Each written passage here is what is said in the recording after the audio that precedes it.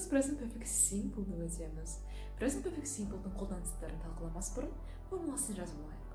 Болымды сөйлем болған кезде бірінші орында subject, одан кейін көмекшілері have немесе has, she болған кезде, одан кейін verb three немесе verb ed. Болымсыз сөйлем болған кезде бірінші орында subject, одан кейін haven't немесе hasn't, одан кейін verb three немесе verb ed. Сұраулы болған кезде оның көмекшілері алдына шығады, have немесе has, одан кейін subject, verb three, verb ed. Қысқа жауабы yes, I have, no, I haven't. Енді оның қолданыстарына көшейік. Біріншісі ол result, результат. Бізге іс-қимылдың результаты маңызды. Бізге іс-қимылдың қашан болғаны маңызды емес, қай кезде болғаны, қашан болғаны. Бізге маңыздысы ол іс-қимылдың результаты. Мысалы, мен келемде айтамын, мен кітап сатып алдым. Мен кітап сатып алдым деген кезде мен жай ғана менде кітап бар екенін білдіргім келеді. Мен ол кітапты оқимын, саған берем, мен кітап сатып алдым. Ешқандай мезгіл жоқ, мен кітап сатып алдым 2 күн бұрын деп айтып тұрған жоқ. Мен жай ғана кітап сатып алдым. Мен кітап сатып алдым деген іс-қимылдың результаты қандай? Ол іс-қимылдың результаты менде кітап бар.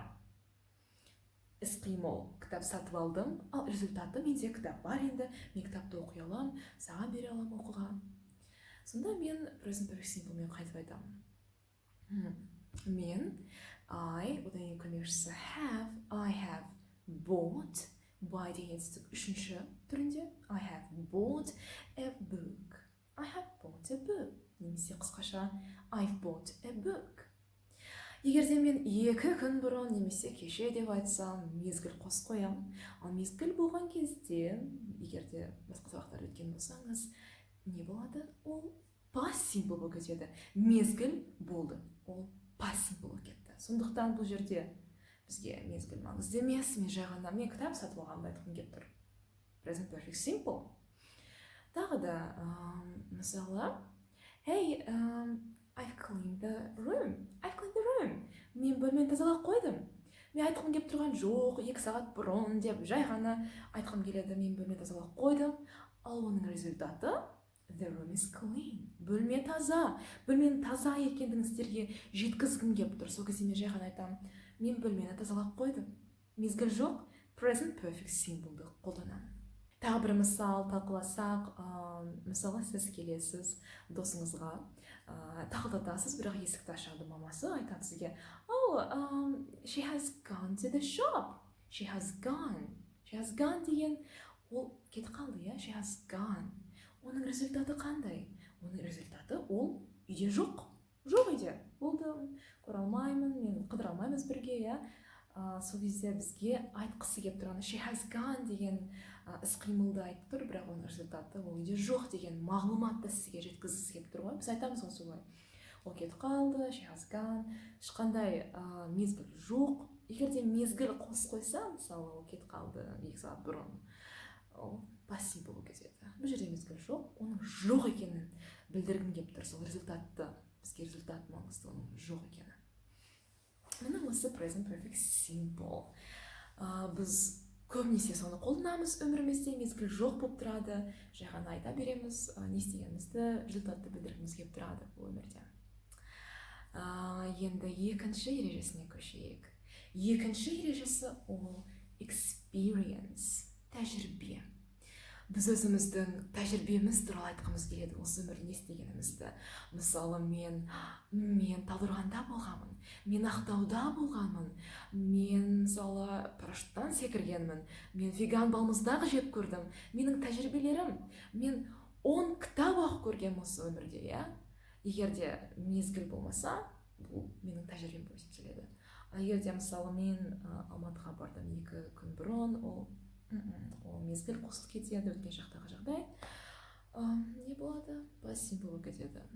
Біз мезгілді айтпаймыз, жай ғана тәжірибеміз туралы сөйлегіміз келген кезде мен сөйттім, бүйтіп жасап көргенмін. Бұл present perfect simple екінші ережесі experience болады. Сонда I have been to Ақтау. I have been. Мынаяқтағы been ол үшінші түрінде тұр. It's қандай? Be деген. Болу. I have been to Ақтау. Енді үшінші ережесінде. Үшінші ережесінде мына сөздер кездеседі. Just, already және yet. Just деген оның аудармасы жаңа ғана. For example, I have just finished doing my own task. Жаңа ғана бітірдім үй тапсырмамды жасауды. I have just finished. She has just gone out.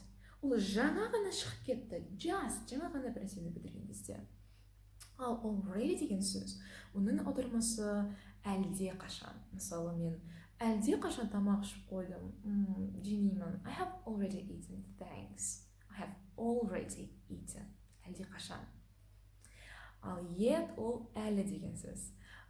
Оны бірақ біз тек қана болымсыз немесе сұраулы болған кезде қолданамыз. Тек қана болымсыз және де сұраулы. Әлі деген аударма деп айттым. Сонда I haven't cleaned my room yet. Мен әлі бөлмемді жиыстырмадым. I haven't cleaned it yet. Немесе сұраулы. Have you cleaned your room yet? Бөлмеңді әлі жуған жоқсың ба? Осындай кездерде біз yet'ті қолданамыз. Сонда осы сөздер just, already және yet кезіккен кезде біз present perfect simple'ды қолданамыз. Бұл оның үшінші ережесі.